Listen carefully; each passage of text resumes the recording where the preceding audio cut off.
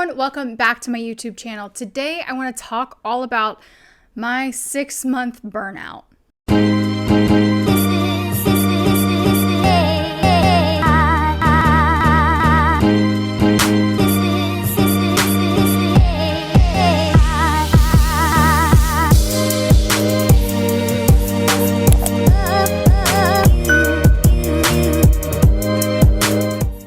So I know that 2020 was a rough year for everybody, but for me, it kind of led in and bled into 2021, and especially the latter half of 2021, I faced a really significant 6-month burnout where I literally had no idea what I was doing, and I want to talk to you guys about it because I feel like this is something as entrepreneurs we don't talk enough about. We talk about ways to prevent burnout, or we kind of, I don't want to say glorify trying to do all these self-care activities and trying to avoid burnout, but we never actually talk about the root cause and how long it can actually last. You know, again, mine was about 6 months and I'm still kind of coming out of that phase. So in the summer of 2021, I went through some really big, major life changes that not only affected me personally, but also affected my business. And it was one of those things that I really suffered with my mental health for the last 6 months of the year. And I know that sounds like a really long time, and to some people, maybe it's a short time.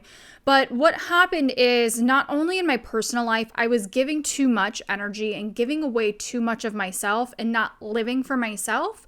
And then in my business, I was doing the same thing. I was giving, and not doing the things that I love. And it ultimately led to me being in this place of overwhelm, of burnout. And what I mean by burnout is like my brain literally shut off to the point that I couldn't get up and do the things that I love to do every single day. There were moments where, you know, it was a struggle to get up and do my self-care. It was a struggle to read, something that I absolutely love doing. I kind of gave up on just a lot of different things, both personally and in my business. So some of you may have noticed during my 6-month burnout, I really, as much as I love this career in social media, both on TikTok and Instagram, I just stopped posting. I basically only posted when I had obligations to other content creators, other business owners. If I had a campaign that I had to do, I was going to do a really big launch for the 1-year anniversary of the Creative Content Lab. And I had all these big plans. I had all these preparations, and I just kind of put a stop to all of it, including the social media content, just because my brain, yes, I could have pumped this stuff out. Yes, I could have delivered all of this. I have a team in place that could have helped me, but it didn't feel good to be putting that amount of energy out into the world and knowing that I wouldn't be able to serve everybody with comments and DMs, and there's so many other things, emails back and forth. If I'd put myself out there and had continued pushing through this burnout, I wouldn't have been giving myself the energy that I needed, and I wouldn't have been able to serve you guys the way that you need. And ultimately, this burnout, what I learned from it, quite a few different things. I really started to focus in on what I truly want as a person and as a business owner. And I am a chronic people pleaser. I am a chronic say yes to everything. And I finally took time to sit in the uncomfortableness of telling people no, telling people what I want, doing things that I want for my business. And if it hurt people's feelings or if I let people down, I sat in that. And believe me, it wasn't easy. It hurt a lot. But it was one of those moments. It was a tough 6 months, but now that I'm on the other side of this burnout, I was doing social media management. I just wasn't in love with it anymore.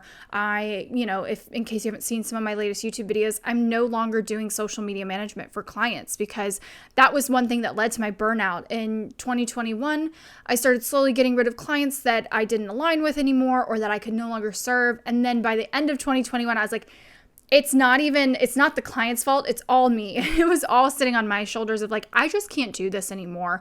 And I ended up passing on all of my clients just because I needed to take this burnout and turn it into something productive, turn it into something that helped me realize that my dream business wasn't a social media agency, wasn't a social media manager. And instead, I'm going to start focusing on the things that I love to do, which is teach, educate, speak, create content. And that's kind of where I'm shifting this. And that's kind of what happened during my burnout. And I know there are many other productivity experts and people in this field that could definitely give a much better response to this than I could, therapists, whoever you are out there.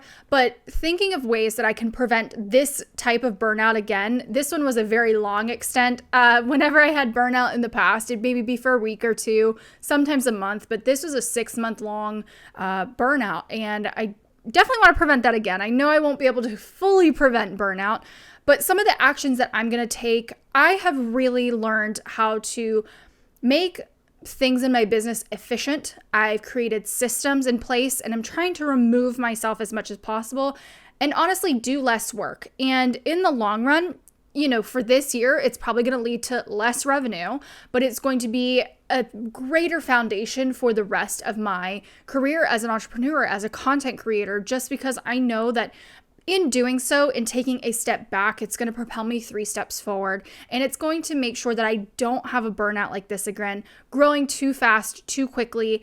I am going to take that step back and really approach business in a much different way, really wanting to focus on working less, living more, having my business work for me.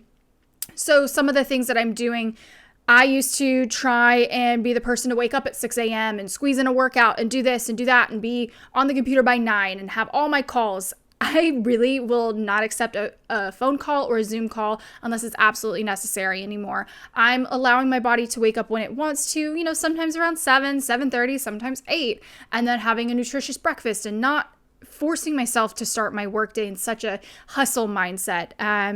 So just allowing myself the creativity and the freedom to design a life and in a day that I want, and those days add up to weeks, months, and years as an entrepreneur, and really allowing myself and giving myself the grace to fail along the way. I never allowed myself to do that. I sat in hustle culture for so long, but that's kind of what I'm going to do to try and prevent this kind of burnout again. Learning to say no to things, that was the hardest one for me, and really only doing things that align with who I am as a person and who I am to my core. Listen, I know we all struggle with burnout at a certain point, so hopefully some of the things I touched on in this video might resonate with you. If it does, let me know in the comments below. I'd love to start a conversation.